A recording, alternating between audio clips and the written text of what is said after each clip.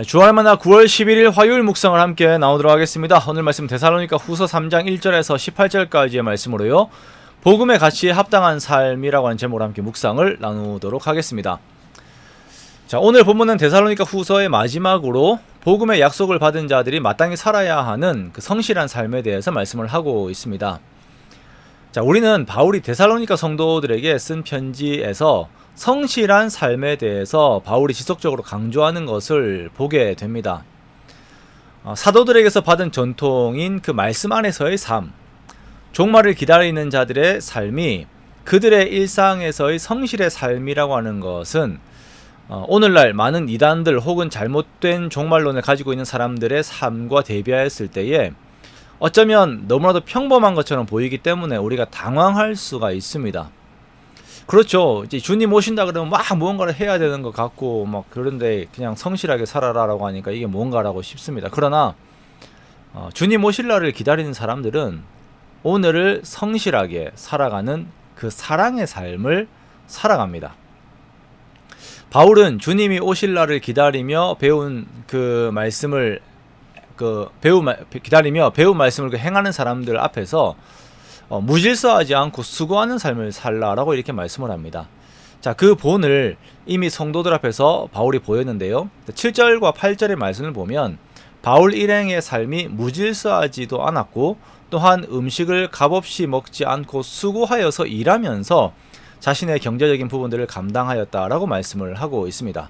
자, 바울이 이러한 말을 하는 이유는 이미 데살로니가 교회에 거짓 교사들과 같은 자들이 들어와서 무질서한 삶을 살며 또한 수고하지 않고 얻어먹으려고 하는 자들이 있었기 때문입니다.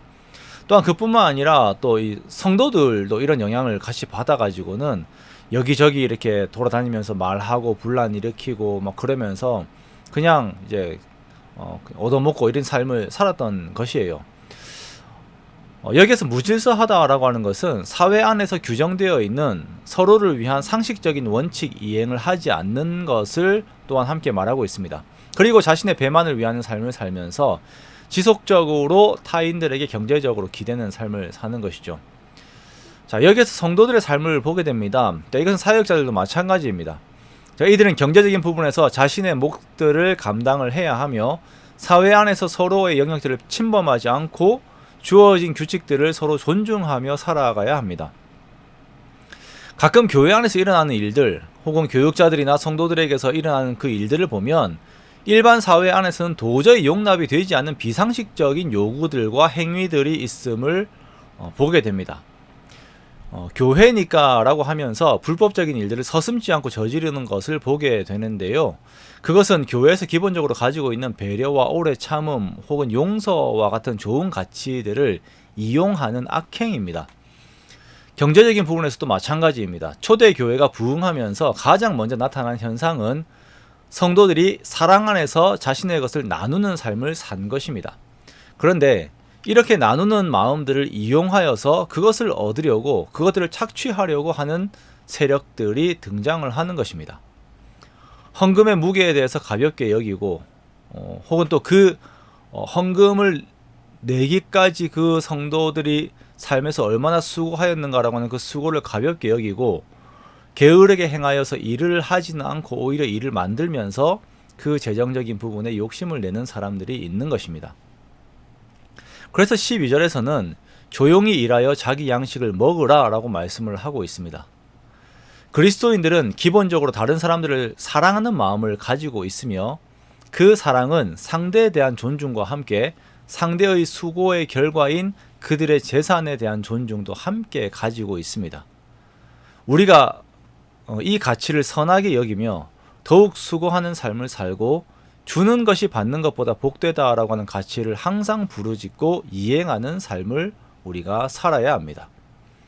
우리가 이러한 가치들을 지키는 것이 쉽지가 않아요. 어떤 때에는 마음이 무너져서 좌절이 될 때도 있습니다. 그래서 13절에서 바울은 선을 행하다가 낙심하지 말라라고 말씀을 하고 있습니다. 자, 먼저는 우리가 선을 행하는 열심의 삶을 살아야 합니다. 그런데 선을 행할 때에 반드시 낙심하게 하는, 우리로 하여금 낙심하게 하는 세상의 악을 마주하게 된다라는 것입니다. 그러나 그때 낙심하지 않고 선으로 악을 이겨야 합니다. 이것이 공동체적인 이김이 되어야 합니다. 공동체 안에서 악함들이 있다면 가르쳐야 합니다. 형제와 같이 여기면서 권면하며 선으로 악을 이겨야 합니다.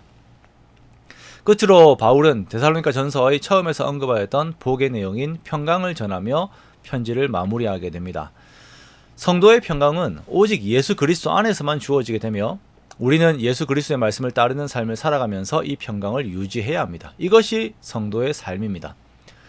복음의 가치에 합당한 삶, 종말을 기다리는 사람들의 삶이 다른 사람을 사랑함으로 인하여서 자신에게 맡겨진 지경에서 최선을 다하는 삶임을, 그렇게 타인들을 이용해서 얻는 삶을 사는 것이 아니라 나의 손으로 일을 해서 벌어서 주는 삶이 진짜 종말을 기다리는 자들의 삶임을 우리가 알고 오늘을 더욱 성실하게 사는 우리가 되기를 원합니다. 그렇게 만들어내고 이루어내고 나누는 삶을 사는 저와 여러분의 복된 삶들이 되시기를 주님의 이름으로 축원합니다.